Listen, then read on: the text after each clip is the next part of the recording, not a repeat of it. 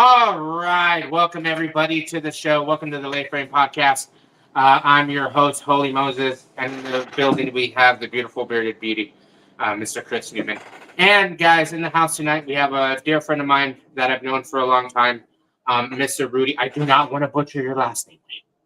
How do you pronounce it? Krutka. Krutka. Krutka. Krutka. Yep. Krutka. You say it just like it's spelled. What's up, Bacon? Krutka. Not much. What are you up to? Krutka. Yeah. Krutka. Krutka. Okay. Yep. That's a yeah. Thank you, Rudy, for coming on. Thank you for I coming appreciate you on. having me here. He is the owner of After Dark Creations in Nevada. I wanted to say Vegas, but you're technically on are you in near? How far would you be? You're far from outskirts, correct? No, we're just right on the outskirts. Henderson's basically part of Las Vegas. Oh yeah, Henderson's part of it, pretty much. Cool. Yeah. So, Rudy, thank you for joining us. And dude, a little bit about him is he's been in the game.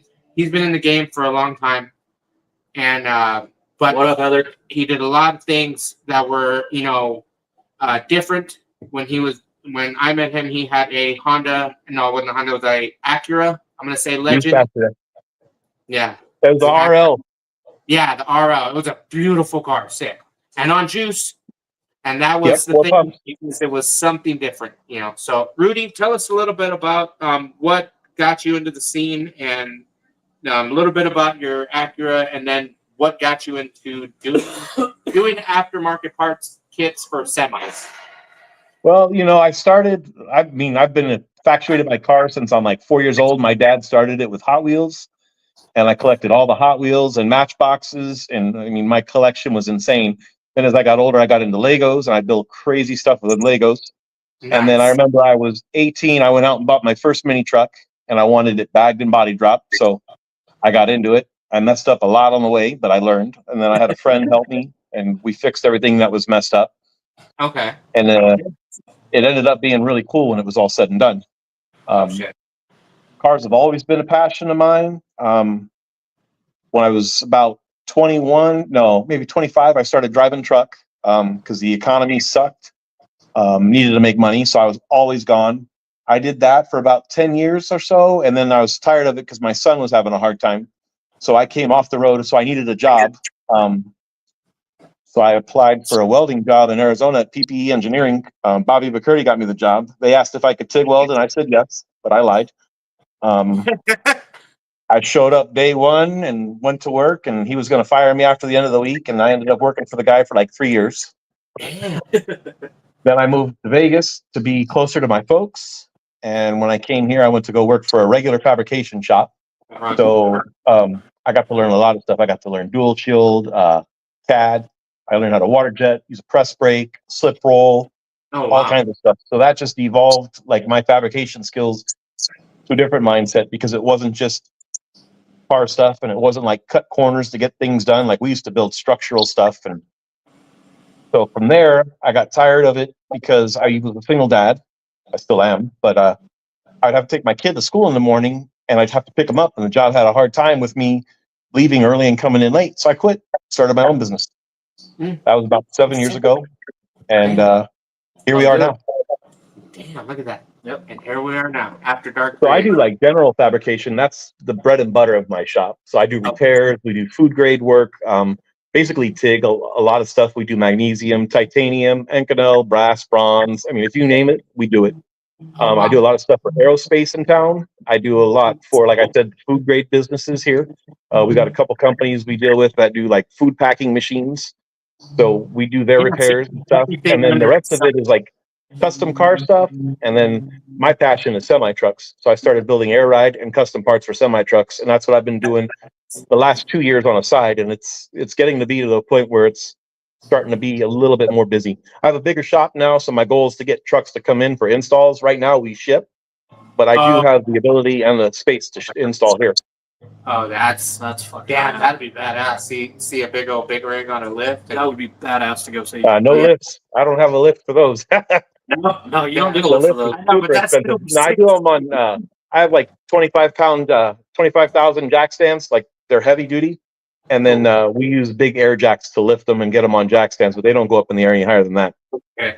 Oh wow. Yeah, you kid. That's a See, that's whole lot of crazy. weight to have up in the air that high. See, that's crazy because here in Yeah. Phoenix, I've seen some like I think it's like the fire department, and they'll put it looks like a lift, but it's It like is a lift. They're like $100,000 though. It's Yeah, each one's individual. You put them under the tires, they sink together, and then it lifts the whole thing. But doing the Yeah, suspension, yeah. that wouldn't help anyways because you're picking up on the suspension.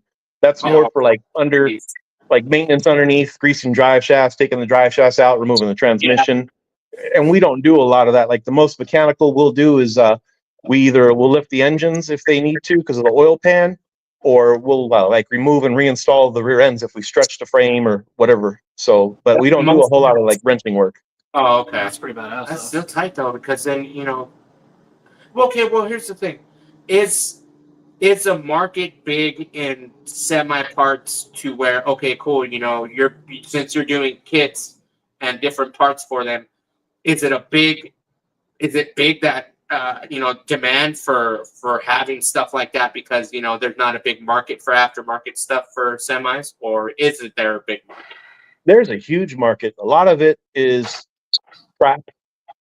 There's a lot of good quality stuff out there, and then a lot of problems that everybody calls me with is they don't get whoever they're buying from won't answer the phone. They buy the kit, they won't answer the phone, or they want to place an order, they don't want to answer the phone, and people get upset with that. Like I answer my phone 24/7. Damn, If I'm sleeping, I'll call you back when I get up in the morning. Like people text me, my business line is my cell phone. If they're installing and they have questions, they hit me up and I respond. And then even after I'm done, I like to always check up with my customer, make sure they're happy, make sure everything's working. That's tight, And they could call me a year down the road and say, "Hey, I'm having an issue with this," or "What do you think about this?" And I'll give them guidance, And if something I build fails, I always guarantee it. But we haven't had any issues with it. Knock on wood. Yeah, that's good, man. And with everything that you're doing, are you pretty much got like a table, a CAD machine, correct? To do some of the Right kit? now I outsource. I'm in the process of buying a laser and a press brake. It's just a big investment. So it's coming up here probably in the next 6 months. But right now I outsource all my cutting. I design and put together and bend everything here. But as far as cutting, I do outsource right now. Nice. Well, I'm gonna say this. Who's got one who might have one for sale? I don't know. And he just got himself a new table. Was Mark Zarate? Oh, really?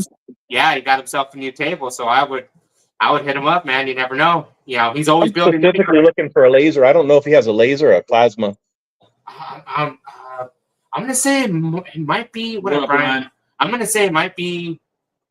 I'm gonna say it might be like a laser. I don't think, or it might be a water jet. I'm not sure. I don't know. Yeah, because of the parts we do a lot in stainless. I need a laser because water jet leaves a sandblasted edge, and then stainless on plasma is super nasty. We're doing polished stainless if they're ordering parts, so I want to have the cleanest parts available.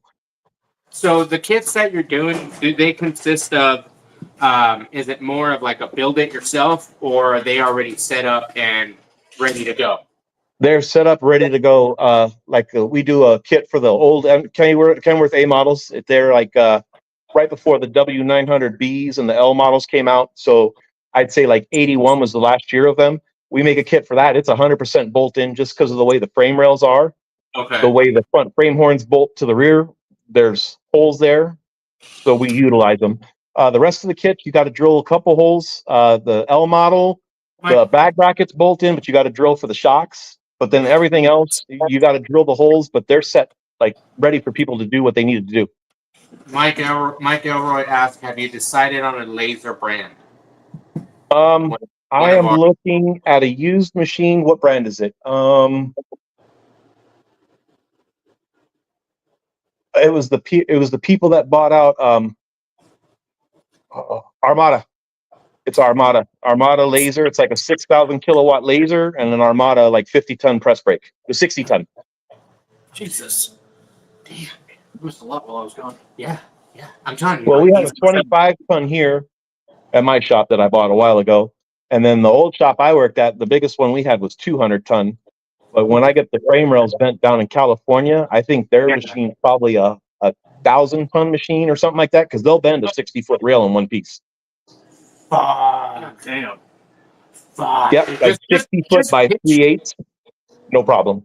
Holy shit, dude! Just What up, what Nico? Just picture if somebody came to you with a semi and goes, "Hey, man, can we like, can we like body it, but just do the frame?"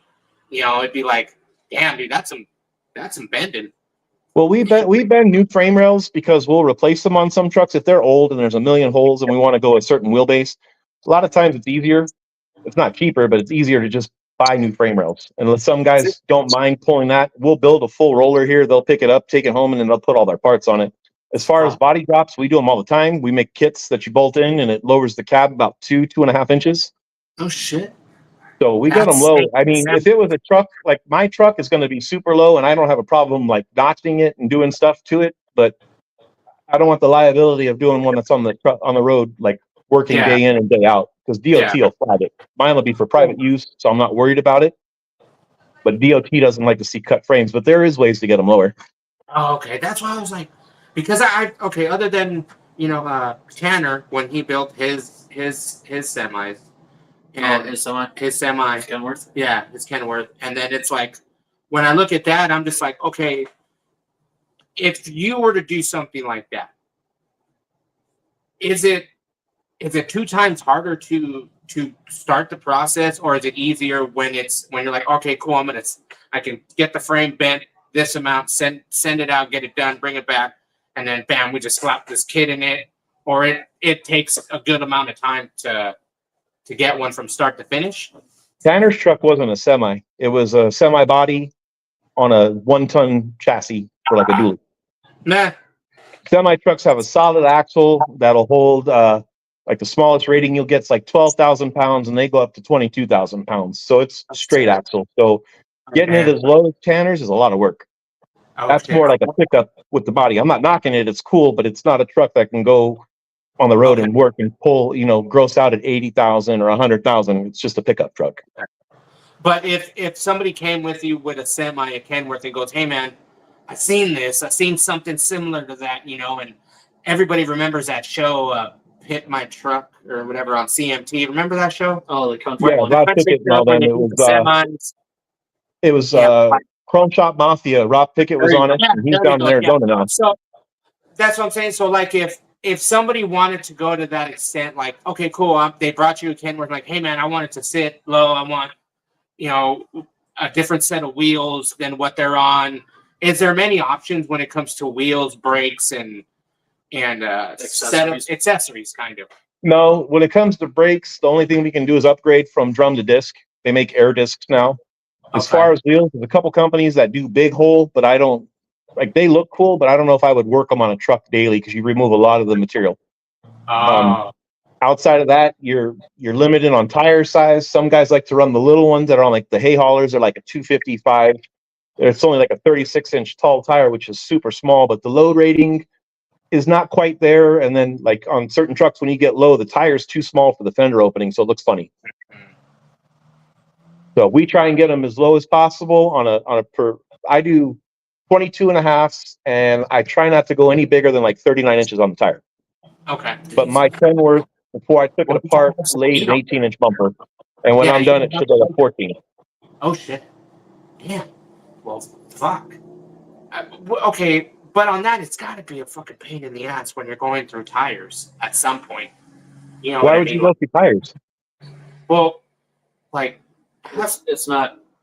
I don't know. It's just out like okay. That's where I get lost at. Of like, when you lower it, does it change anything of the aspect in a diesel? On a solid axle, no. The only thing it'll do is roll your caster forward and back.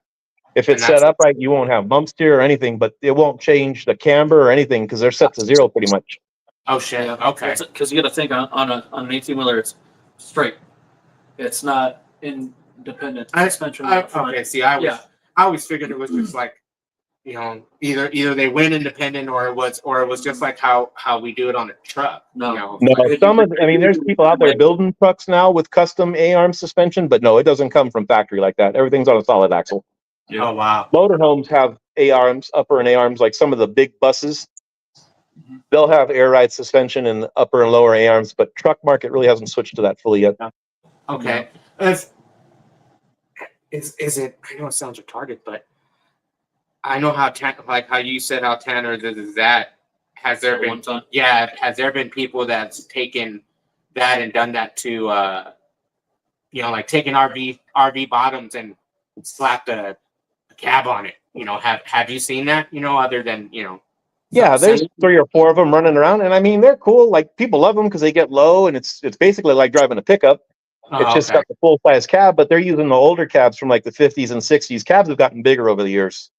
Okay, So put like a 90s cab on a pickup, it's going to look funny. But back in the 50s or 60s, it'll pull it off.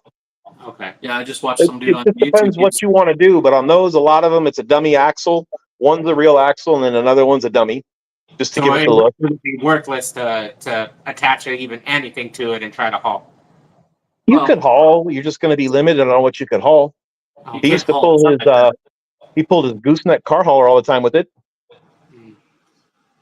Jason says big trucks. Yeah, big trucks. Yeah, Yep. Unchanged. The only thing that's changed is my truck came with a non air brake axle, and that wasn't required until 82. Prior to 82, it was an option. The only reason you had to have brakes before 82 was because if you were running a single axle truck, then you had to have air brakes on the steer axle. If not, then you could get away with no brakes. Oh wow! But it's still the same. They run still the same axles, the same pin pins, the same drum. Older trucks were Bud Pilot, so like the wheel would have like a countersink in it, and the lug nut was a cone, and that's what would center it. The newer trucks are hub centric, so they have like a hub ring, and then the wheel slides on that, and then the lug nuts are flat, and they just pull the wheel on. But other than that, like a lot really hasn't changed. Oh wow! That's pretty cool. And the one you're building is for yourself. Are you building one that that is like? Are you building one that you're gonna use it on a daily basis to haul everything you want, or is it gonna be something that we're gonna use it as a work truck? Hey, we're gonna go pick up something. Boom. It'll probably be my daily, and then I'll buy a trailer for the shop, and we'll end up hauling that to shows and wherever we go. So it will be somewhat of a work truck. Okay. I don't know if I'll necessarily put it to work every day. So, with you having to do kits and do aftermarket stuff, now that you're hitting that market, have a lot of people come to you with anything different other than hey, can we do or do you send it out outsource? Like if say they want to shave a light or do something of that nature or change a light setup on their big rig. We do it all. We shave 379 headlight buckets here all the time. We do the singles, we do the duals. We make custom light bars for them. We make underglow box brackets for them. We make all kinds of stuff, whatever they want. Make dash panels.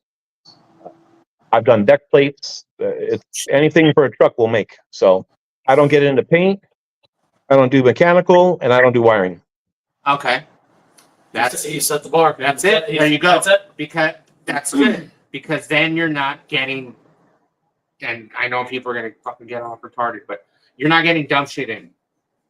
You know what I mean? You're not even that. Like I'm good at what I do. Like I'm good at fabricating. That's my specialty is fabricating. I'm not an expert at lighting and wiring. I can do it, but it's not my forte. And I feel you can only be good at one thing at a time. So I'm a fab guy. If you need wiring done, I have a guy that comes in and does wiring. He's his own company. He'll come down to the shop, wire up whatever, but it's on him, and he's good at that. That's what he does. So that's cool. Paint, it's not my thing. We powder coat, but that's about it. Oh shit. And you guys outsource it if they come to you and go, hey man, I want to get coat paint. You're like, nope, I got a guy for that. Yep, we got a guy for that. I have a shop up the street that does all my powder coat for me. I mean, they have quick turnaround time. I normally get it back in a couple days. Nice. So I have a small little network here of people that I use to get done what I get done. But like I've had pickup trucks come in and we build them, and we'll just build them to a roller. We'll put them on airline to Schrader valves. We'll run the airlines and all that. But I don't get into like wiring up the motor and the transmission and the gauges and all that. I'll just build the roller and whatever they want. Like if they want a custom dash, I do. If not, then on down the road. Jason says, I know from watching the Welkers build their big rig, but big tire, big bud. They're doing inch plate. 1 to 2 inch plate. 1 to 2 inch plate? What up, Dan? What up, Dan? Holy shit, 1 to 2 inch plate. I do everything out of 5/8. Have you done anything that thick? That was the rest of it. Yeah. I use That's- everything. Everything I make is 5/8 grade 50. Oh shit. Question. And with all the parts are all DOT. All the parts are DOT okay to go. That people don't, like the big rigs, that they're not going to get shit from the inspectors or anything. No, I mean, the only thing that's not DOT approved is the brackets, but shocks, airbags, they're all off the shelf parts. They've all been DOT approved. So Okay. like, there's nothing shady or hokey going on. No, it's not that. It's just you know how it is. Some people build aftermarket parts, and then later on down the road, something happens, and then all of a sudden they're like, "Well, we found out later. Boom! It wasn't a DOT product, or it didn't pass whatever kind of inspection." Because I'm driving a big rig. It's very, very dangerous and very hard to do. And a lot of people do it every day, day in, day out. Thanks to them that they're keeping us going. And it's very hard, I believe, to be able to handle something that big when you're driving with a load, and then on top of that, the conditions of weather, and then you're hoping that you're good to go, and bam, bam, bam, drop everything down, and and what up, Marcus? And then I'm looking at is like a lot of people are always like, oh well, parts. I'm like, hey, if you're getting good parts, you don't got to worry when down the road. You ain't got to you said you're willing to answer the phone. Not many people do that, I only know one other person, and that's Chad Chris. Yep. Chad Chris for the air management setup for mini trucks. That dude, he's like, you call me at 2 a.m, I'll answer. Yep. I ain't gonna like it. You call the number. He's like, I'll answer. And Yeah, we use all quality parts. Like I use all SMC fittings, all DOT SMC fittings. We use a slam block. It's made here in the States. It comes with a warranty. I send out a particulate trap, so your warranty's still good on it. We use all American-made DOT airline. Airbags I run Continental. They're high quality. The leveling valves, some trucks want them. We get Hendrickson, which is a good name brand. So, I mean, we don't cut corners. I mean, we're not the cheapest market. Like, we're not the cheapest on the market, but we don't sell cheap parts either. That's good. You want to I won't. Like, I refuse. If somebody's like, oh, I don't want it, then it's not for them. You know what I mean? Like, my stuff is not for you if you're not willing to spend the money. Yeah. Yeah, because it's all about safety. It's all about safety. It's all about safety, and it's all about quality and about my reputation that I've worked hard my whole life to build. Because that's what you don't want. You don't want something, later on they're like, oh, well, it's a shitty product. And like, no. Be like, I gave you the chance to not want to buy, I told you, you can go buy your junk. Yeah. No China parts, please. We try our hardest. I cannot control everything, but I can tell you, the valves are made here, the switches are made here, the airlines. I don't know where the fittings are made, but I know SMC is a quality brand. Yes. And then Continental, I'm not sure where they make their bags, but it's a good brand.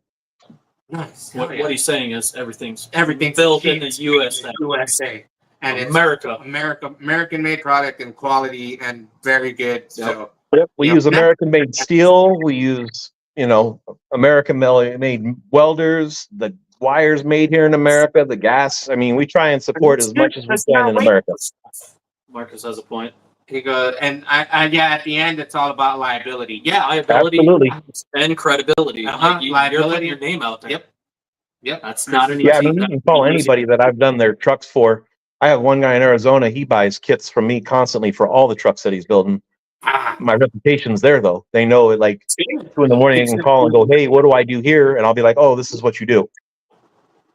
And you know what? He's going to tell other people, and those other people are going to hit you up, and those other people are going to be like, "Hey, Rudy sells a great part. Go hit up After Dark Creations. They got you on semi parts. And if you want to build a car, hey, go take them your hot rod or something. Like they, they're there to do it. They'll figure out a way to get it outsourced and done.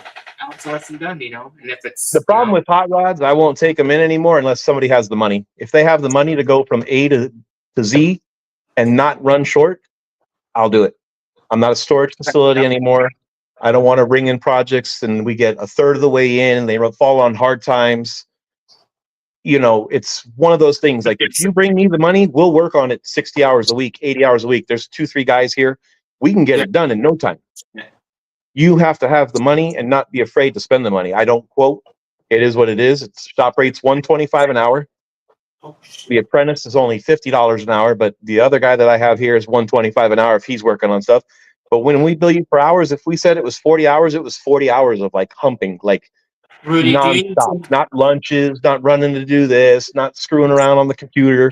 It's like No, physical, your foot's actual floating. work. Oh shit! You guys are knocking shit out, man. Yep. Holy fuck. That's why You don't make money storing stuff, and you don't make money having projects here. I like to get things in and out. So that's why if we do, when we have installed air ride in the past on big trucks, and it's great because they show up and they need to leave like ASAP because they have deliveries. Boom, boom, boom. They need to They get have back on the work road. to do. They So need they some got fun. the money on them. They know roughly what they're going to spend. They show up, we do their truck, they pay their bill, and they're gone. So there's no laying around. I ship kits. As soon as they place the order, I order everything I need. I get the bag brackets cut. They come here. We bend them, prep them, weld them, clean them, send them out for powder coat. And I try and get a kit done in under 4 weeks, which is pretty quick. Some of them I've had done in like 2 weeks. It just depends on the part supply because, you know, bags aren't always fast to come in. There's only so many in town. And when I clear out the warehouses here, then it's got to come in from like Texas or Florida. So that adds to the time. Because you're buying everything up over there. Hell yeah. Yes, we're talking about semi trucks. Marcus, Class we're eight. talking about semi trucks. Yeah. Yeah, because that's one of his things that Rudy does. If a lot of our guests are tuning in and be like, "That sounds like an odd mini truck." No, it's just a big truck. Yeah. It's just a big rig. It's nothing. It's 18-wheeler. yeah, it's an 18-wheeler, and that if you pay the money, you could probably get it to lay on the floor. You can Yeah. get them close. Yeah, You can get them close. Like I said, my truck will lay a 14 when I'm done. Damn. But the amount of work I'll put into it, I mean, nobody would want to spend the money on it. It's different though because it's my truck. So I don't physically have to pay myself for labor. So if I have, if I have 1,000 hours in something, I don't have to spend that 125 for 1,000 hours. Yeah, A lot of other people, Yep. it'd be too pricey for them. Yep. But there's somebody out there that's gonna come to him and go, "I don't care, fucking build it, bam, done." You know, And there are customers. I do have customers like that. Maybe they question my pricing at first, but now they're repeat customers time and time and time again. Jason says people People get get real confused when you call them confused semi when truck or and a tractor. Yeah, Semi truck, tractor trailer, big rig, big truck. yeah. They are the heartbeat of America. You know, they One. transport, they haul, they get everything done. You know, fuck, And you then know, some. and then some. You know, And they show up the car shows. then they show up at car shows. Yeah, you know, They have some big car shows. They have some quite big car shows. Yeah, I stumbled seen across a video. Oh, dude, some of the sleepers. Dude, some of the sleepers look like a mini house. I've Like- seen those. I'm more of the old school guy. Like my truck has a 36-inch coffin. I like a small sleeper. I don't know. I mean, I forgot respect that's, people wanting the big ones where they can take a shower and all that, but you're on the road to drive, not to sleep and hang out and this and that. You're on the road to make money. That's all I did. So all I needed was a place to just lay down for a couple hour nap to catch up. And then I was on the road again. Hello from Whoa, Turkey? Hello from Turkey. I can't say Hello from Istanbul. Istanbul, Turkey. Istanbul, Turkey. Hell yeah. So it's good morning over there. For Good. them. Yeah. Yeah. Good morning. Good morning. Like that's good morning. That's over there. crazy. Turkey. Turkey. All right. Turkey. Thank All you right. for joining us. Spread the word, Turkey. Spread the word. I wonder how we sound in Turkey right now. He's probably Turkish. He's probably got captions on it. You know. Oh yeah, it does. Damn. I mean, I have mine on. That's crazy. But okay, Back to back to the semis and the Big parts rigs and the big rigs and everything.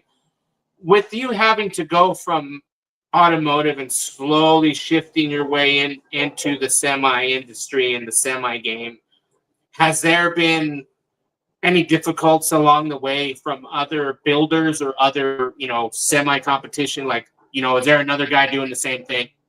There's plenty of people doing the same thing, and I have the respect of them all. I don't talk bad on them. They don't talk bad on me.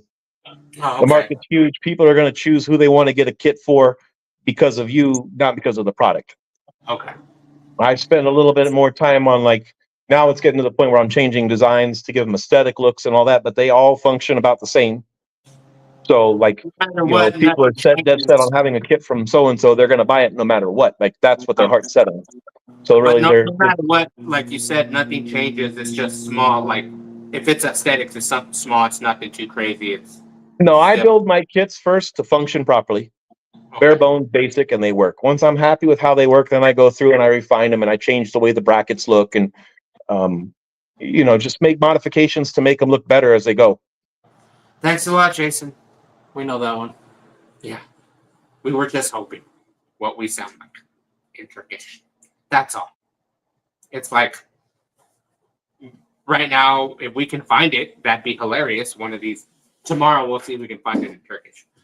And watch it. Hear Rudy talk about semis in Turkish. Now, the only thing I did run into, like switching over, was tooling. So, that's it. I have a 1-inch extended anvil impact now to take the wheels off. It'll torque them down to 450 foot-pounds. It'll break them loose.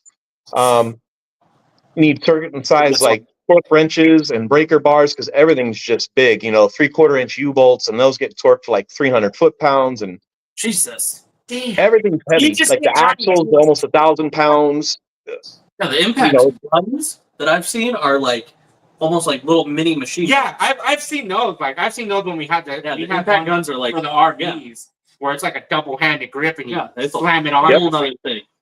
Yeah, that's what I have. I have a Milwaukee 1-inch anvil, extended anvil. It was like $1,100 just to do lug nuts. Ben, we need one. Holy fuck. You heard me. Damn, dude, that's nuts. I need a price. So tools just get bigger when you start switching into semi. Way bigger. Everything gets more expensive. Everything. Like when you step from vehicles to semi trucks, everything's expensive. Like you can do I built a diesel motor for my pickup truck. I think I had 12,000 in it. The motor that's going in my Kenworth, I'll have about 67,000 in it. Damn. Good God. Fuck. You can pick up a transmission for $2-3 grand for a pickup. I bought an 18-speed for mine without the bell housing, and it was like 8,000. I still got to buy the bell housing. Holy shit. That is literally just, damn, dude, that's a lot. Frame rails are like $6 grand. Fuck. Jesus. Everything's expensive though. Radiators, intercoolers, anything that you need for a big truck, the price is way expensive. I know. I was just thinking that too. Yeah. Don't worry, Fester will probably see it tomorrow. Yeah, Somebody will tag him in it or have him chime in because Fester is building a semi. Yeah, he's building a semi with his son. They're doing a whole whole build together. Yes. Yeah, I did. As soon as I heard how much that, that's not. So I mean, everything like oil changes a good $400 between the amount of oil you need and the filter. Well, yeah, but you only have to do oil change like every 15,000 miles, so it's not as bad.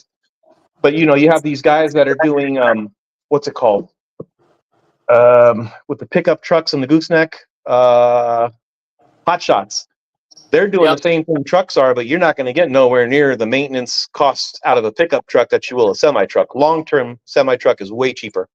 Yeah, oil changes are cheaper in the long run. Tires last longer, brakes last longer, clutches last longer. And pickup truck, the new ones, you might be able to get 150,000 out of them, 200,000 before they need a rehaul. I've seen semi trucks with like 1.5, 1.7 on them. The newer ones aren't as good with the DEF and all that other crap that they've added to them. But anything that was prior to emissions, they last forever. God damn. So it's like an old C10. It's like an old C10. The classics are always going to be more dependable than a newer vehicle. 100%, and they're completely rebuildable. You go to do the motor. You can do the motor in the truck. You can pop the head off, yank liners. You can do a full in-frame in the truck and not have to tear it all the way apart. So it's different than a car. Like, yes, blocks do get trashed, but 9 times out of 10, you can just change liners. That's not bad if you could just do that and not have to fucking tear down the whole thing in the middle of the goddamn freeway. Trucks are made to be rebuilt over and over and over and over. Like, damn, they're workhorses, and they're just built with. They're overly built, and they're built with quality. So, I mean, there's trucks on the road. Like I said, my truck's a 79, and it drove in the shop. Wow. Damn.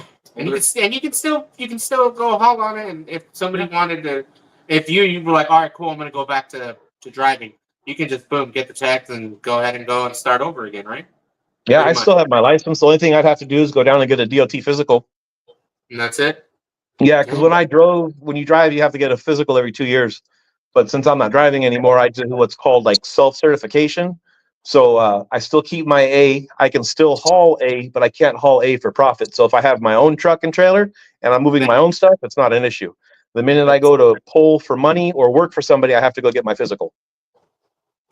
That makes sense. Nah, there you go. So it's like when you're doing a regular like transporting anything. You know what I mean? You gotta be Like, transport. You gotta be transporting your own shit. Pretty much the sign on this truck says not for hire. I don't Yeah. believe in not for hire. I've never put it on a truck and I never will, because either you have DOT numbers or you don't. Okay. That's nice.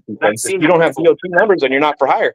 You're required by law to have DOT numbers on your truck. So either you have them or you don't. If they're not there, then you're not for hire. Yep. Damn. That's fucking new and learning something new every day. I don't know. People put it on there. Maybe it might stop them from getting pulled over. I don't know. But I think it looks trashy to have anything on the truck other than DOT numbers. Yep. That's just my 2 cents. Yeah. Yeah. Arn, when Arn was dabbling into that, he had his DOT numbers. Yeah, I guess. Well, because I've seen where some people do that, like when they're on a car hauler, and they'll have not for hire, and they're driving their own, pack them with their own cars. But I didn't know that that was a whole big. That's crazy. You cannot be hauling for profit if they prove that somebody paid you to move something, and then you get in huge trouble. Oh shit. Because DOT pay like road use tax. There's all kinds of stuff that falls into being a semi truck. Like for a living, you have to pay for road usage tax per state. You did X amount of miles each state, they get their percentage of the money. Damn. Yeah. That comes out of the fuel tax you pay. Each state has a different fuel tax. So when you're driving, you try and pick certain states. That way you're always ahead of the fuel tax and you're not getting a bill for it.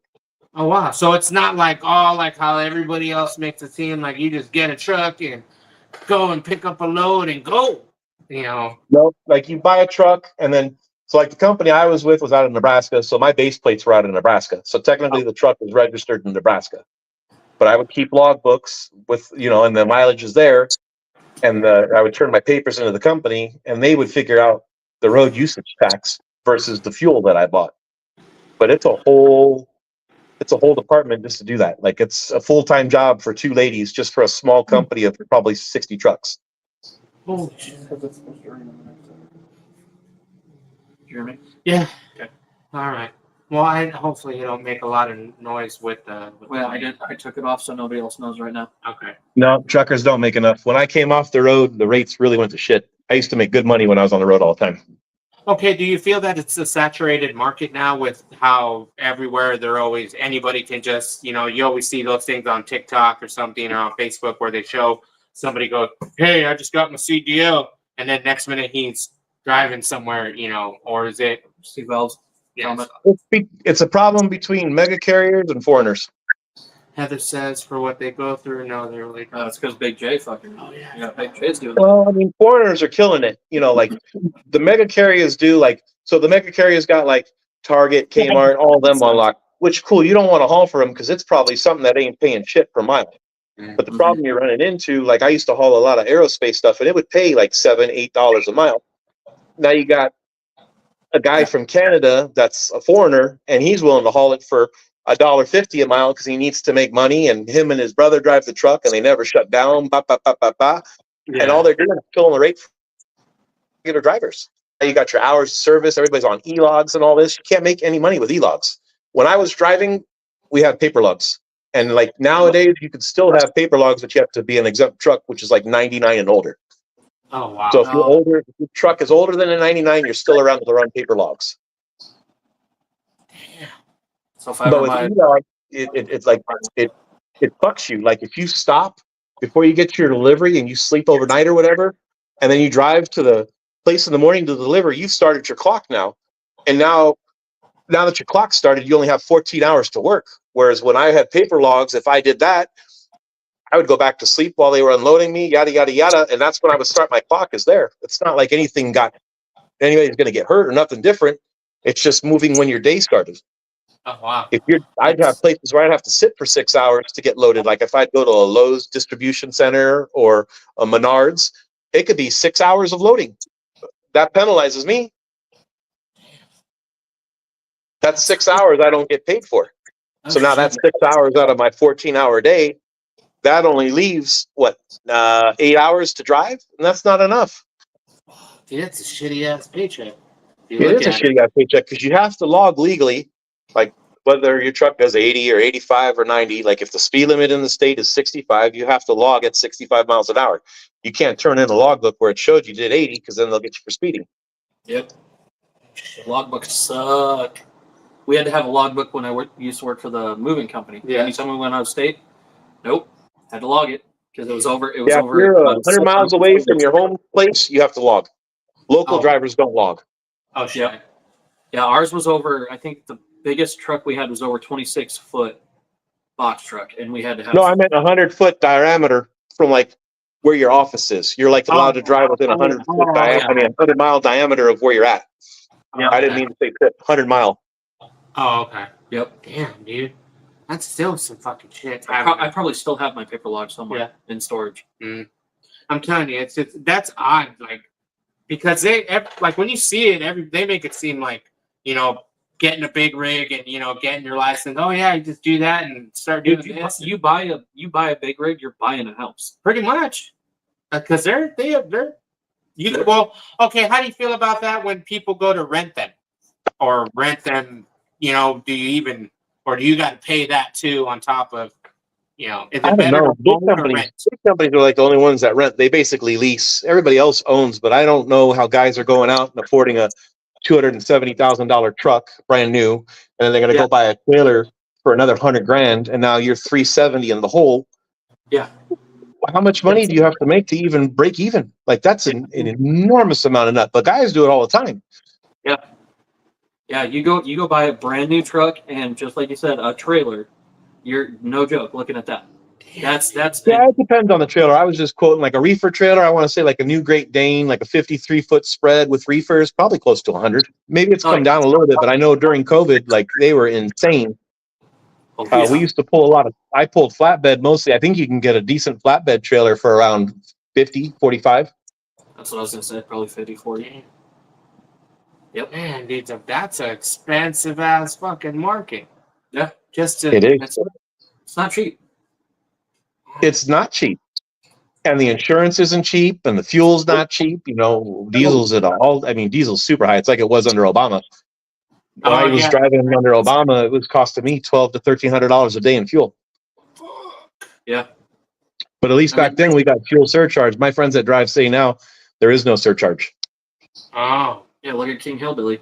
Oh yeah, that's what runs around town in a big old lifted diesel truck, and he's got dual tanks and shit. He fills up and it was almost $1,000. Yeah, and that's just in a what's a 450, 550? Yeah, the heavy duty, the hauler one, the little hauler crew cab. And I got you. Yeah, and that's the thing. Like damn, dude, you got to have a lot of money if you're gonna fucking happen to get into that kind of driving and spending and then the maintenance. Holy fuck! Yeah, you got to get tires. You're looking at $10,000. I've never seen it, but if you got to get a clutch redone, I think that's like $6,000. Plus any other hiccups you might have on the road. It's expensive, especially like a lot of these guys don't know how to work on their own truck. That'll kill you. Yeah. That'll kill you having to go to the dealer or like these repair places. Damn. Fun fact, I went to school for diesel mechanics. Fuck. I mean, if you're going to be a truck driver and you're going to own your truck, you got to know how to wrench on it. Yep. You gotta know.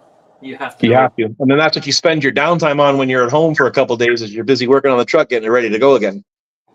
So it's a vicious cycle. It's just like these. It's not any different. Yeah. Damn. I mean, yeah, it brings in their money, it brings in their income and all that, but I mean, you got to know how to work on it.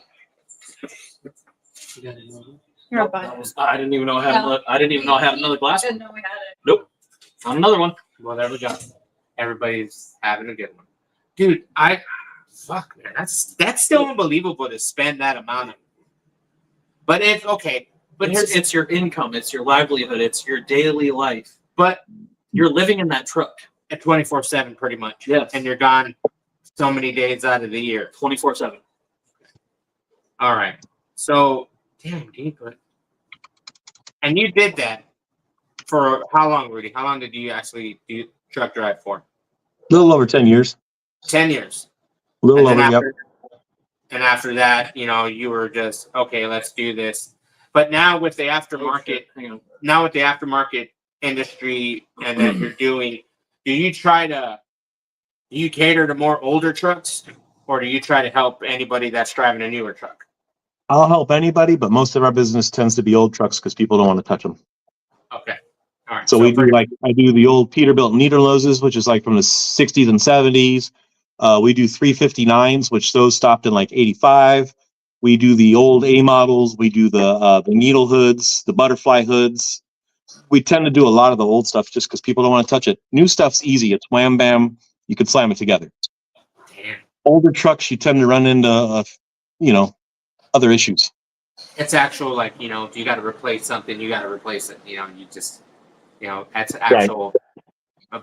It's a truck that you're going to maintain and you're going to, drive and fix. And, it's like having a big mini truck, but just a little different. Yep. Is there anything different that you feel do you think you're still going to be doing the same trucks from here out because it is 2025, or do you feel that the industry that you're in is going to start changing a little different, or it probably already has, but do you think the EV market of diesel will start trying to take over even though they're already doing them, or do you feel it's just going to be some kind of fad? It's going to be a fad. It ain't going to last.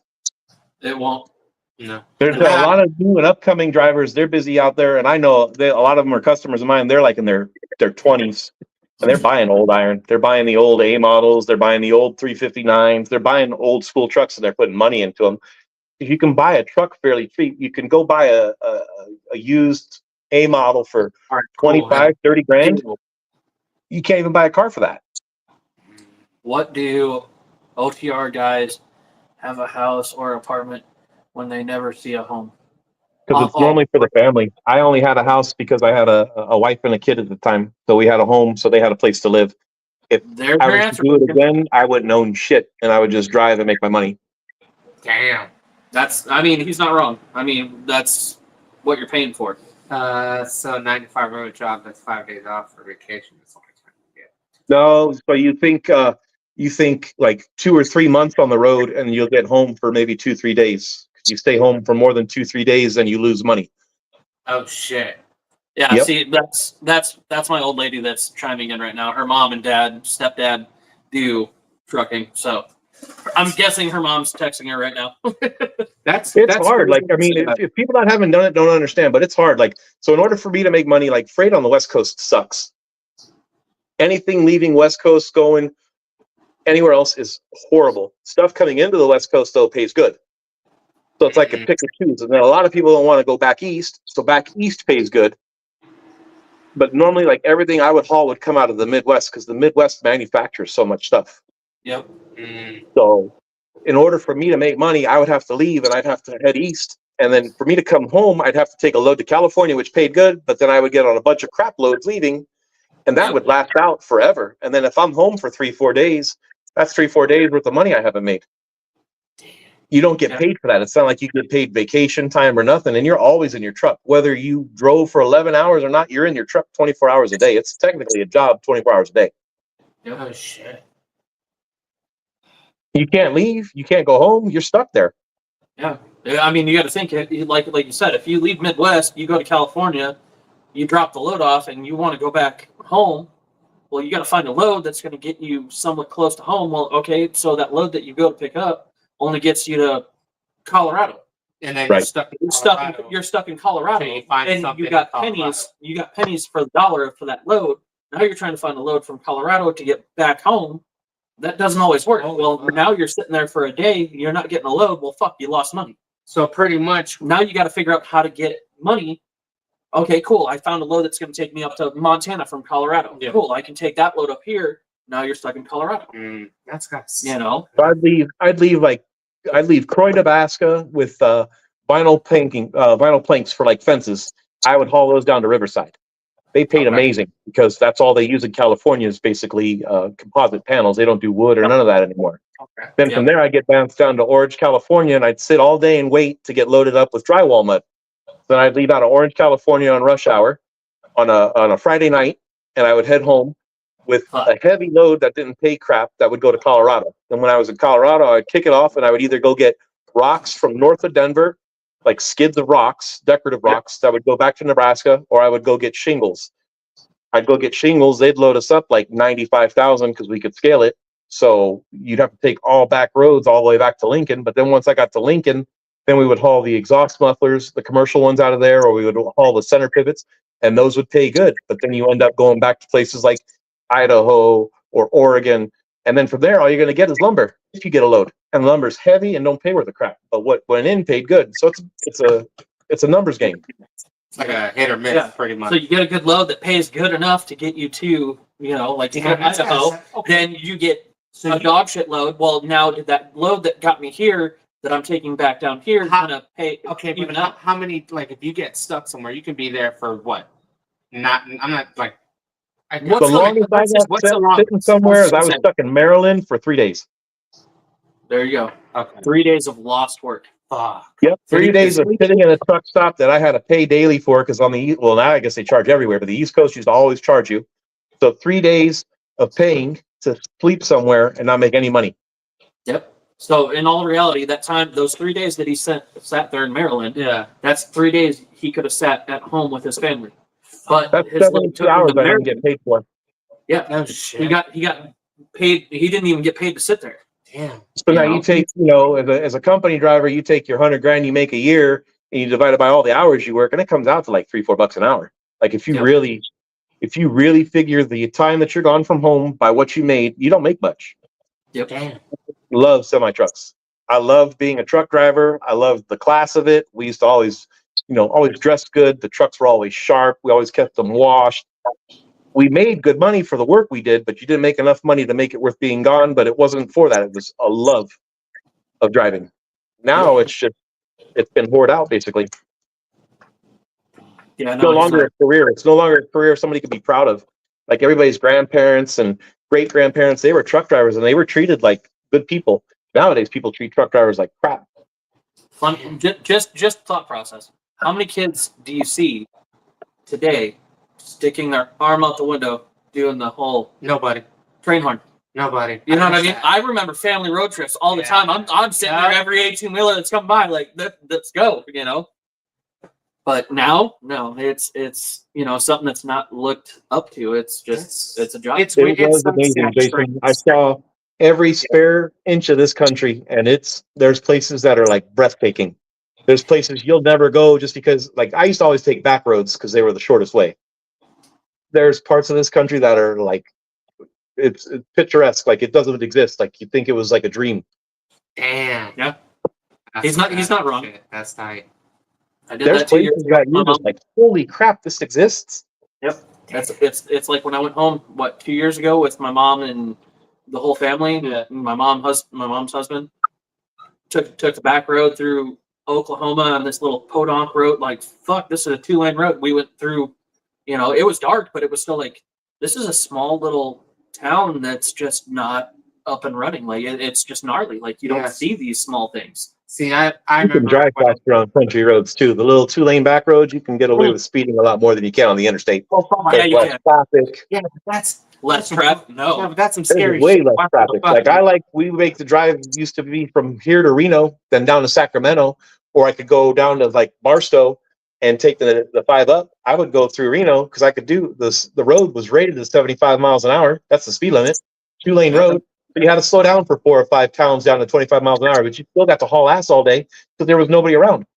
Nope. Instead of going down to California and stuck at doing like 55 to speed limit. So, like maybe I'd push 58 to 60, but Yeah, that's it's not worth it.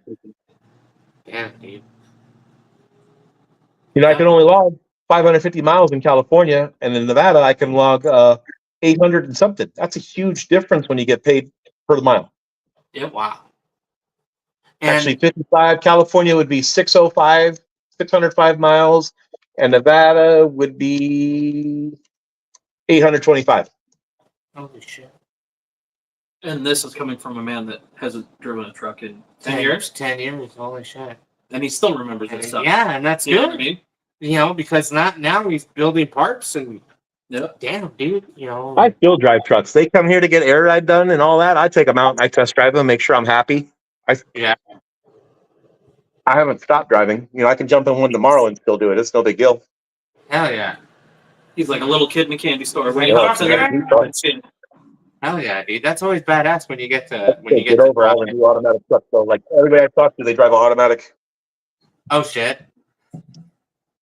Yeah. Okay, is that a big thing? Because I hear some people go, you got, you know, this lady I knew, she said that she's a truck driver, and she goes, I have an automatic. And I'm like, all right, she has an automatic. So is there a difference between the manuals and the automatic and the diesel? Like, are you using, you know, or is it So just it's a non-synchronized transmission. So you have to match the road speed to the gear. So it's not like a car where you just go first, second, bang, bang, bang, bang, bang. You go wherever you want. And when you're downshifting, you don't just downshift.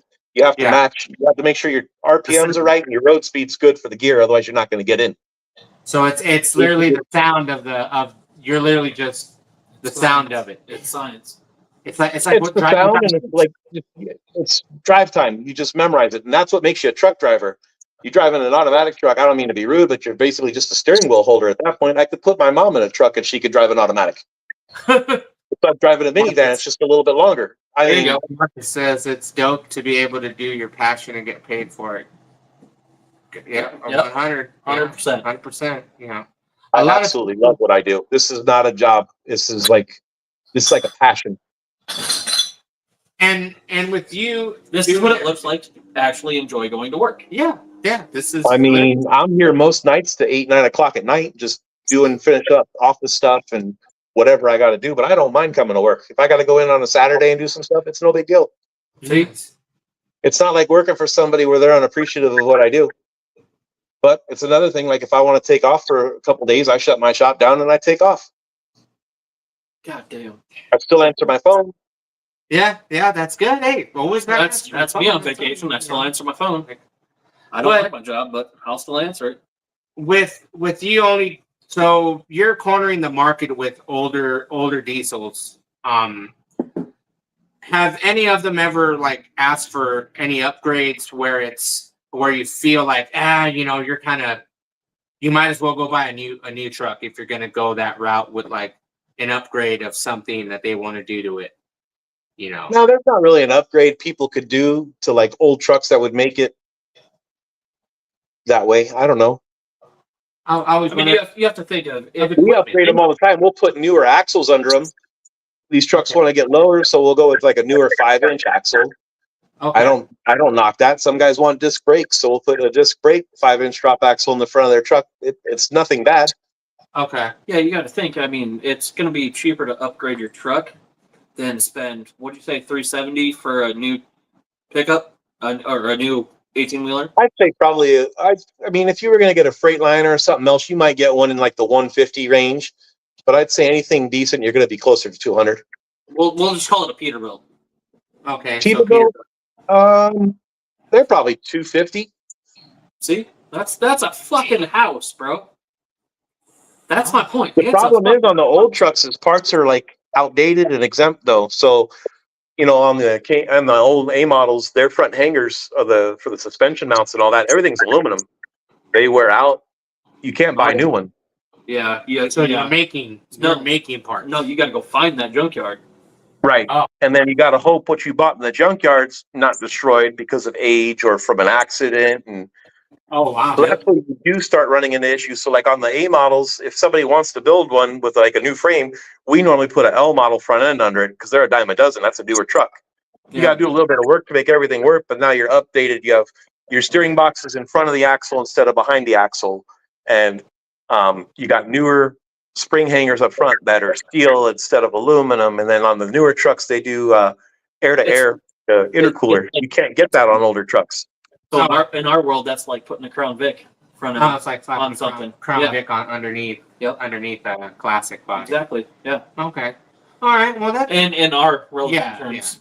Well, you're this fool's I know, but Man, I understand some of Rudy- this 18-wheeler man. talk right now. Fucking Rudy's still the same guy I met when he had that Acura and he was popping dog legging it every time he'd take off. How long ago was that? That was decades ago. How long? That was What year? My son was born in 08. like I think 2000. I finished the RL in 05 and I sold it in like 2011. Yeah, So you got an Pete bought 05 05. to 2011. yeah. Almost the whole Pete bought life. it from Art of Noise. Yep. Oh, fuck. Yep. Art of Noise. Dude, And then Anthony ended up with it from Pete. And then the juice got pulled out and I guess the car went somewhere else. I have no idea. yeah. Damn, dude. That's what like I said, it's Where are they now? where are they now? So everybody that is watching, Yeah, where are that's- they now? That's what happened to his Message car. us. Yeah, that's what happened to his car. You know, that thing was badass. You know, and it's crazy because like now your passion is into doing semis and building parts and doing all this and still you're having fun with it. You know, you're pretty much still doing the same thing. The only difference is it's just bigger parts, bigger customization, and more. I And a still lot like good cars and trucks and stuff. It's just people don't want to spend the money. He's not wrong. yeah, it's not. It's true. So in all reality, like you said, I mean, these 18-wheelers roll through, like you were saying, in and out. it's in and out because they need to get back on the road. They need to make that money. And it's wham, bam, thank you, ma'am. Here's your check. Here's your card payment, whatever it is. They're gone. It's So not if like they came to big the shop trucks. and they drop like 8 or 10 or 12,000, it's nothing because of the price scale of what parts are. Yeah. Versus, I mean, the work's hard and whatever, but if somebody wants a full frame for their truck, and I tell them the chassis is going to start at 20 or 25,000.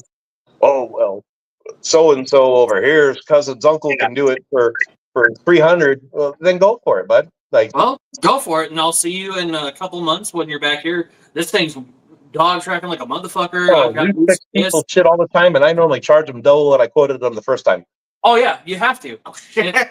So tattoo It's wise, harder to undo bullshit than it is to just pay to have it done right in the first place. yep, it's just like tattooing. Damn, dude. Tattoo work. Oh, Yeah, I'm the gonna amount have, of stuff I'm gonna you have a fix, and cousin you look do it. at it and you're like, who thought of this? And then the time you have in either cutting it out or what gets damaged and you have to replace and repair, by the time you're done, they've already not paid the other shop for their parts and their time. Then they have to pay you for your time and your parts. Yep. 'Cause Damn, I'm you picky. should- I don't build stuff with parts that I don't like. That's not so for me. that's the whole point of why you do it in house and do it yourself. Because We bag You- a you truck, wanna we use give the it- airbags and the shocks I want. If I put hydraulics on the car, we use the system that I want to use because I know what works. And if it's going to be a comeback, I want it to be something that I know. Not everything leaves perfect. I mean, you have flaws. Sometimes you have, a bad batch of seals in the cylinders, or I don't produce everything, but I sell from reputable companies. And if you have an issue, then at least you have a reputation with somebody instead of, oh, it's an air ride kit I bought off of eBay. Mm. No. Hit home. Jason Bacon says, buy once, cry once. Oh yeah. It's the truth, and it took me a long time to learn that. Like, I used to be the same way. I'm still cheap, but I can be cheap because I don't have to pay my labor. That's true. But if I go to somebody and it's like a little bit more than I want, then I just wait and I save my money because there's certain things I don't want to do. So I just pay somebody to do it. Like, I had my floors done in the house. I can do them. I've done flooring, but I'm at the point in my life where that's not my specialty. I'll let somebody that does that do it for a living. And you focus on your specialty, and that's it. 100%. I can only focus on one thing at a time. But that's the thing though. He's empowering. What's up, Wes? He's empowering what his strength is. Yeah. He's capitalizing on his strength and he's promoting that. He's standing by it. He's standing behind it. He's keep going on. That's good All of because that. a lot of people don't. A lot of Companies don't. a lot of work and a lot of people's work nowadays, and a lot of companies, like you said, don't stand by their. No, by their it's work. turn and burn, and you call back. Hey, I've got this fucked up right now, and you got to sit there and press 1,000 buttons to get to customer service. When, In 7 years, I've had one upset customer, and Yeah. it was an old man. And he told me what he wanted done to his truck. I did exactly what he wanted done. I gave him a list of shit that he should do. He left my shop. He went to another shop. They fixed all the stuff that I told him he should do, and then he badmouthed me for not doing it. that's shitty. Because he It's paid right a on your whole receipt. lot less. I told you needed it done. You didn't want to. It's all on your receipt what needed to be done. So, I mean, you're not going to appease everybody, but I think I'm going on year 8, maybe year 8 on my own. One person, I can live with it. I'd That's rather not- have no people be upset, but you're not going to. person out of Out of how many Math. and how many years have you been Math. in business? I think I'm going on year 8. And Eight 8 times years in business. 365. That's 2,000 or 2,920 days, and one person out of that time Damn. frame. Forget it. Yeah. That's like That's no. that ain't nothing. That's fucking That's nothing. that's like you accidentally fucking slip, and okay, cool, that part fell off the shelf. All right, we'll just fix it. It's only $5 or $6. So it's nothing. You'd be like, yeah, we'll just throw it away. So Yeah, it's when I, nothing- like, we used to quote everything, and when I would quote everything, I would do all-inclusive pricing. So I would sit Okay. down and I would think of everything that the job needed or could possibly need. If Yeah, you want a okay. price, I'm going to give it. It's going to be on the higher side, but it's going to cover everything you could need. When you come and get your truck, when it's done, and your bill's the same, people are happy. Instead of, I quote you, I see shops do it all the time. They quote somebody, they can bag something for $2,500, and by the time they get out of there, it's like $7,000. Because, you needed compressors, and then you needed an air tank, and you needed this, and you needed that. Oh, you want 2 compressors, it's this. And it happens all the time. People always come to me and they're like, oh, so-and-so quoted it cheap. I'm like, then go with But it. then If that's a cheap deal, go with it. But 9 times out of 10, they end up spending is the same as me or more. But it's also better because at the same time, when it does come out cheaper than what he quoted them, then they're happier. Oh, well, that's good. And that's for me. Like when I see people, like I hear that too from some people. Like somebody painted a car or somebody did something and they didn't do it right or didn't do that. Like, but some people, like you said, man, don't want to pay. Like when they hear that crazy quote or they hear, oh wow, it's that much. You're like, well, and then later on down the road, like no matter what, that old man's gonna come to you again sometime down the road, and you're gonna be like, oh, so you want me to fix their shit, But that's at some point, it's like, all right, I just won't do business with him again. I know who he is, and if he ever comes in here again, like, I'm not interested in your type of business. I'm good. I don't need the money that bad where I'm going to chase a client that is more stressed than they're worth. I would rather leave my doors open for people that have no problem bringing it in. Most of my customers drop stuff off and don't even ask anymore what it's going to cost. They just drop it off. Nice. But there's a lot of stuff people get burned on because how do you quote paint? How do you quote rust repair? How do you quote a lot of this stuff? Like, you can't quote rust repair because you don't know what you're going to get into on a car until you actually get into it. I know. Same with paint. You don't know what the bodywork looks like underneath until you get into it. So, I could see, I do it sometimes. I'll give people, like, it's going to start here and go up from there. Because certain things you can't quote. Now, if they bring me like stainless steel food grade stuff and they want to know what it's going to cost, I can tell them this is what it's going to cost because I've done it before. I know the ins and the outs. It's straightforward and cut. But cars is a whole nother dynamic. A whole nother dynamic. Who brings it into you? And the wiring was fucked up when it got to you. And then what doesn't work when they go to leave? And, well, my AC doesn't work now because you changed my tire. And it's just. But has there been that kind of problems? Like you said, you only have one person out of that. But has there been anything that you see? All right, cool. Then, like, if you hear somebody, hey, this company, they're like, you use a company something and say it breaks or you find a flaw in it, and then you're like, oh, I can make this part. Would you do stuff like that if you're like, hey, no, if somebody brought you something, or if you looked at something like, nah, they're, this, that part will break or something within that part, and you're like, all right, I can make it. I can make this. I can do this instead of trying to put, like, if a customer brought you a kit from somebody else and goes, hey, can you put these in mine? And you're like, I wouldn't recommend that because this has a certain flaw in it. Has that happened to you where you've had customers bring you different products for you to put on? Yeah, I just turn them away. Okay. It's not worth the headaches. If they're already shopping for a deal and looking for the best, cheapest thing they can buy, they're going to end up being a problem in the end anyways. Okay.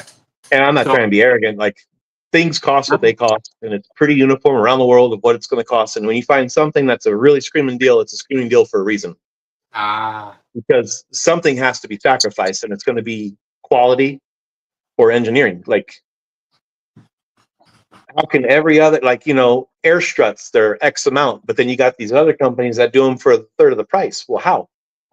They're not the same airbag material. They're not put together right. Their spring rate's right on the back, wrong on the bag for the type of car you're trying to do. They leak, they this, they that, and now you're chasing it. And then you put this kit on your customer's car. Hey, my bags are leaking.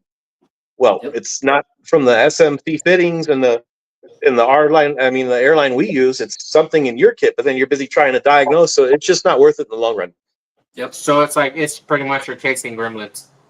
Yeah. So like, I'd rather sit here and look at myself than work on something that's going to be a long, drawn out daily hassle. Because I've had that happen. When I first started, I took every job that I needed, and because I needed the money, like, to keep my doors open at first. But man, you get tied up with hassle customers, and then you miss out on good customers. Oh, no, Jason Bacon right there. Yeah. So we see the best and the cheapest. No one knows how to answer what's the most expensive and the worst. Mm. And I'm not going to say, like, price doesn't make it good or bad. I've seen expensive crap, and I've seen, like, cheap or good stuff. I mean, I know it sounds contradictory, but it just really depends on what you're buying, and you need to know what you're getting into. I geek out on everything. If I'm going to buy even the littlest thing, I spend months researching it before I do it. Oh, okay. All right. Sometimes you're just paying for a name, and it's a name that you're paying for, but not necessarily the quality of the parts. Yep. Sometimes you have off brands are the ones that make it for the name brand, but it's their label and the price is cheaper, so it's not necessarily bad. But there are certain things that are like questionable. Like, you look at air management. We use a lot of Level right here. What was that other brand that came out for a while there? Air Force. There was a company, Air Force. They were doing air ride kit with this push button remote, and it was blatantly junk. You could look at the kit and tell it was going to be junk. Yep. I had somebody bring me one of their kits, the struts and everything they wanted installed, and I said, no, I'm not. Yes, it is like buying an Apple product, 100%. 100%. Fuck Apple. But you could tell from the get-go that it was going to be problems. Yeah. Damn, dude. Are there do you attend big rig shows with your company? I don't do much of any shows anymore. Car shows, any of them, because it's just a lot of politics and he said, who said, and drama, and I'm not into it.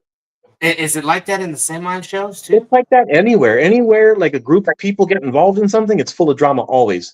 Who did who, or who what, or who bought what, or I'm good. I've got 2 kids and a wife now, and that's all I want to spend my time with. Is if I'm not at work, I want to hang out with my family and enjoy life.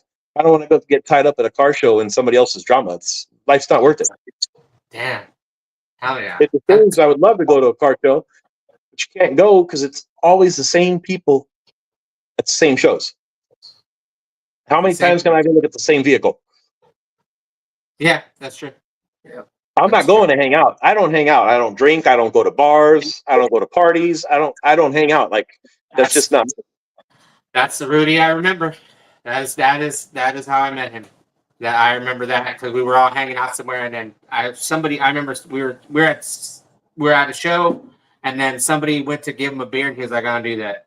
He's like, and I go, "No, thank you." And then somebody asked him something. He's like, "Nope, ain't my forte." And I was like, "Hey, shit," And that's how I knew. Like, he's always been fucking boom. Fuck it. Yeah, I'm true to myself. Whether people like me or not, a lot of people don't. I really don't care because I'm true to myself, and my words will never change. I'll tell you the same thing today that I told you 10 years ago, and it'll be the same in another 10 years. Like, it's not going to change. Hell yeah. So that's honest. Maybe I'm honest to a fault, but my clients seem to appreciate it. Hell yeah. We take a job in, if there's issues, I call them right up front and say, "Hey, this is what we found." They're like, "Okay, go ahead and fix it." Well, I'm like, "It's going to be extra." They're like, "Okay," because we fix a lot of horse trailers, aluminum ones. They come here for the rodeos, and the horses will destroy them, so they bring them to us, and they want a rough price. So you tell them, and then as you start taking it apart, you find a lot more damage. You send them pictures and say, "Hey, I found this." They're like, "Go ahead and just fix it." Dude, I want to thank you for coming on the show today and everything that you are doing for the semi market. I appreciate you having me. Sorry we got lost on semi truck talking for so long about rates and hours and stuff. But so real question. So if we're ever in Henderson or Vegas, can we come to your shop and check it out? Absolutely. My doors are always open. Awesome. You owe me. All right. Hell yeah. You weren't gonna ask. 'Cause No, you're I already- did. You're already like, oh, where can people find you? Yeah, How can but people, it's I know, that's- but it's the simple You- fact of we can go Yeah. there and we can do a live video, and walk around the shop. do a shop tour or That's something awesome. along those lines. We can get a little bit Yeah. more in depth. And that's awesome. And that's great because, You're welcome. hell yeah. Thank you there. That's why we got You the guys great- are always welcome. You want to come down here? I'll show you what we have. So I'll show you what we do, give you a quick runaround, whatever. Cool. Hell yeah. I want to thank you, Rudy, for coming on and, for being on the show and taking your time out of your night to come on the show and talk about what you do and how After Dark Creations is paving the way for, I want to say the aftermarket game and the semi game, if you want some good quality semi parts and kits, you hit up Rudy at After Dark Creations. Or if you just want bigger parts for your truck. yeah, or We're if you just want trying to take over the custom fabrication market is what we're trying to do. That's like our specialty is custom fabrication. It doesn't matter what it is. It's just custom fab. So if you want your taco truck to look good, he'll make your taco truck look good. Absolutely. It's custom fabrication. It's in the name. It doesn't matter what you want. You want staircase builds, anything. It's Fuck custom fabrication. Hell Fuck yeah. yeah. That's the way it should be. And that's the way it is. And I want to thank you, Rudy, for coming on, and we'll hopefully see you on the Again, where next can one. he find them? And you can find Rudy at afterdarkcreations.com, correct? Yes, sir. And it's creations with a K. With the K. Yep. All And we're right. on Instagram, TikTok, Facebook, and it's 80K702 on all those platforms. Awesome. And guys, we want to thank everybody for coming on the show. We want to thank you and the guys from Turkey who I know we had Turkish. Turkish people. That's awesome. So on fucking behalf of me, Holy Moses, Chris Newman, and Rudy, Bearded Beauty, the fucker. Bearded Beauty, Norman, and Rudy. I said, Damn. and Rudy. You said Chris Newman. You Chris- put my last name out on Shit, you my bad. fucker. Your old lady put your last name on That the don't glass. matter. It's the same shit. That's not the point. So on behalf of me and him Incognito. and our wonderful guest, Rudy, we will see you out there. Go drag some shit. Build something awesome, guys. Thank you. Later. Thank you.